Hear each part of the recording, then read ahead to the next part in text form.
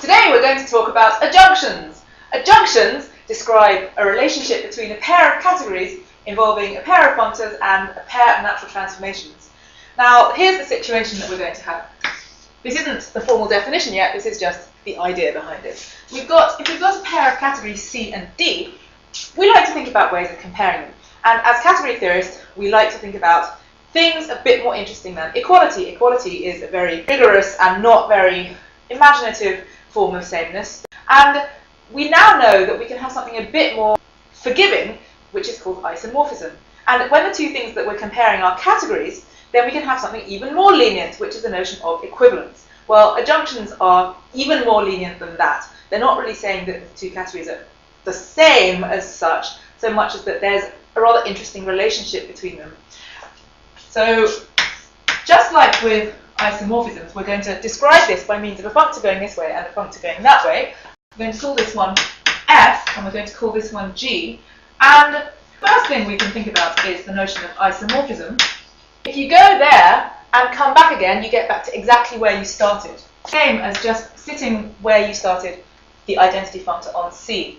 But also, you can say that if you start over there, come here and go back again, you get back to where you started as well. So that's saying that Fg equals 1D. Equivalence categories is a bit like isomorphism up to isomorphism, because we're saying if you go there and you come back, you don't land exactly where you started, but you just land somewhere isomorphic to where you started.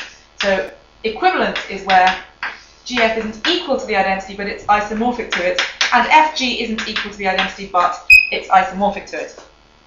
So finally, we can think about adjunction, where we have something even weaker than this. We don't have isomorphisms like this, but we just have a natural transformation here and a natural transformation here. But that is the idea of an adjunction.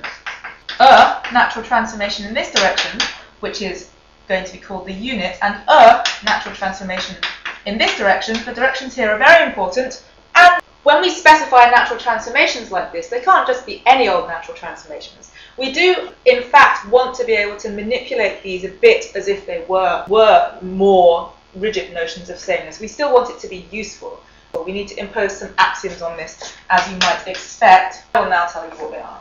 There is some very strong directionality going on here. We're going to talk about F being left adjoint to G, which this notation shows with this little turnstile thing that the F is the left adjoint and the G is the right adjoint. And here's the definition.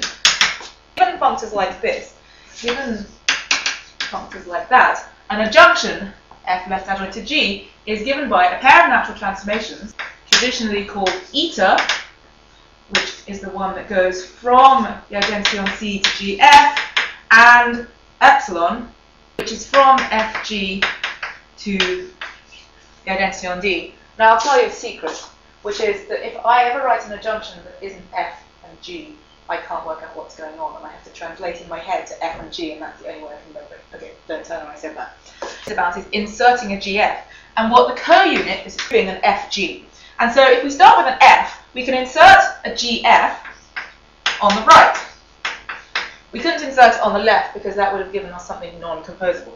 And now we do that with F eta, and once we've done that, oh look, there's an FG that we can remove on the left.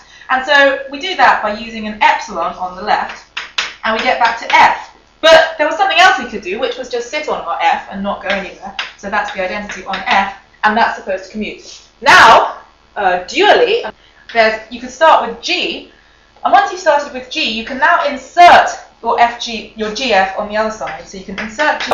So those are the two axioms. These are often called the triangle identity. That is the definition of an adjunction. That. Now, there is another way of thinking about these if you happen to like two categories and diagrams of two cells, because you can write eta and epsilon actually as two cells. So here's eta, that's F and that's G, here's 1 as an actual cell, and here's epsilon. Here's eta and here's epsilon.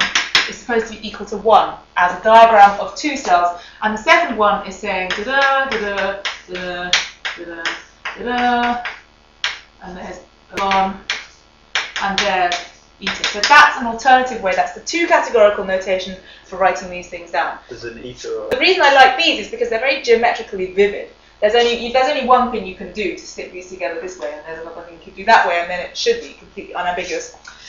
So I think I'll leave it there.